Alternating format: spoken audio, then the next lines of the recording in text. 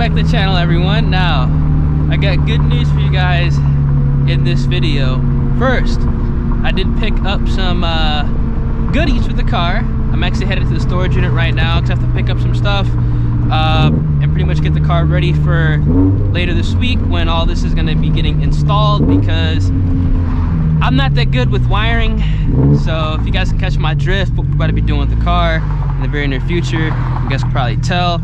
And also, the second piece of good news is I did get a revision for my high boost map, and I will be doing a data log probably tomorrow, if not later today, and I will bring you guys along with that, so you can kind of see, you know, how the car acts with the revision, and then after everything is fine-tuned, we'll be able to do a POV drive, hard pulls, you know, on the high boost map, which I am super holy shit which I am super excited for. I'm just gonna cruise the storage unit. Now, I do have some bad news.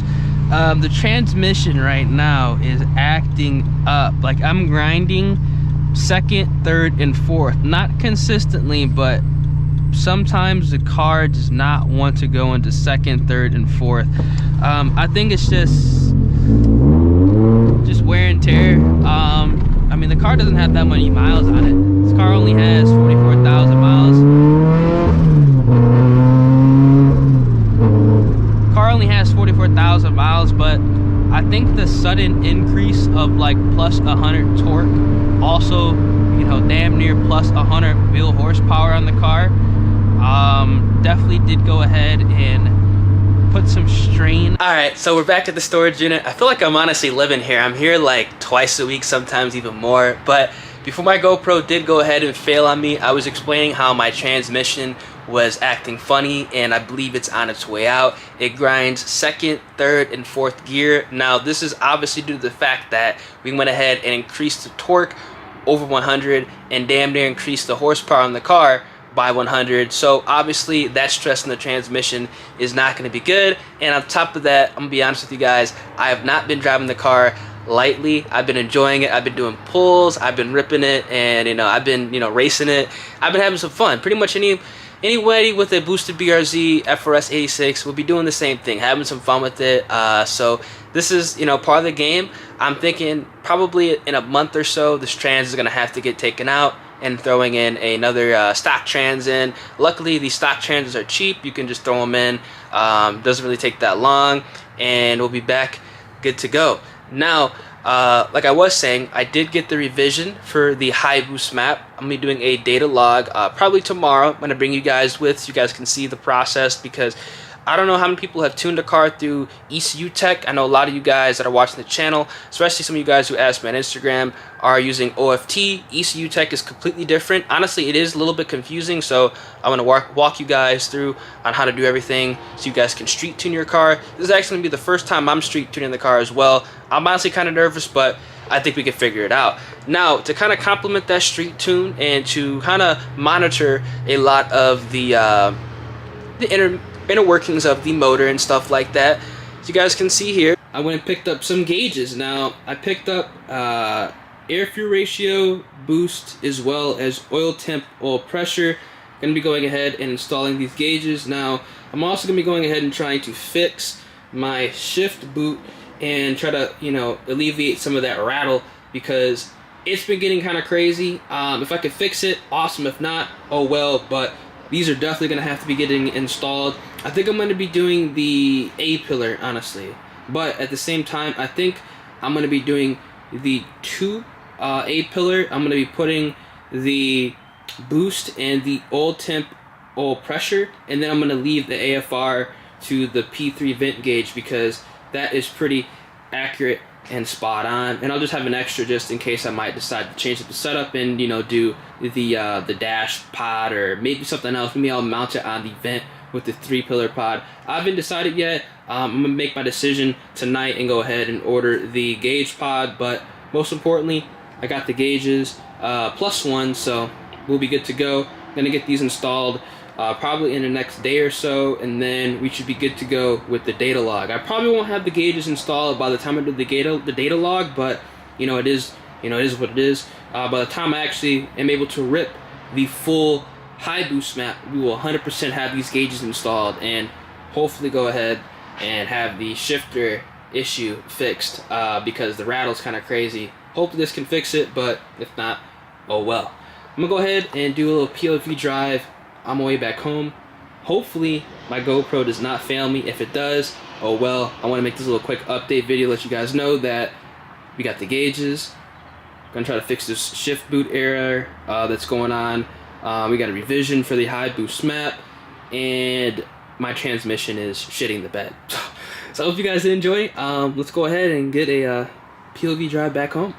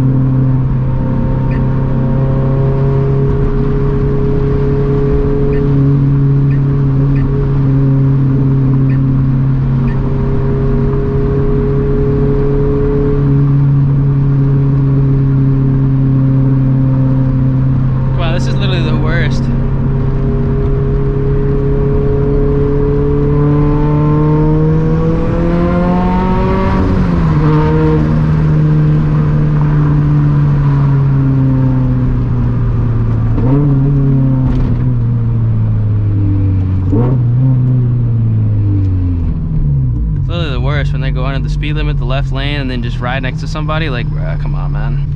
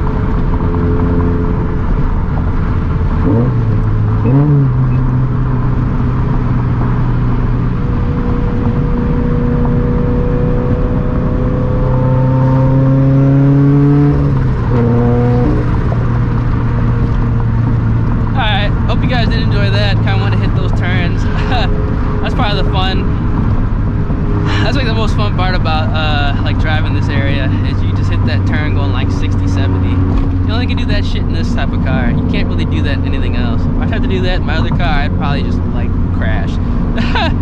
Hope you guys did enjoy. We'll catch you guys in the next one. Deuces.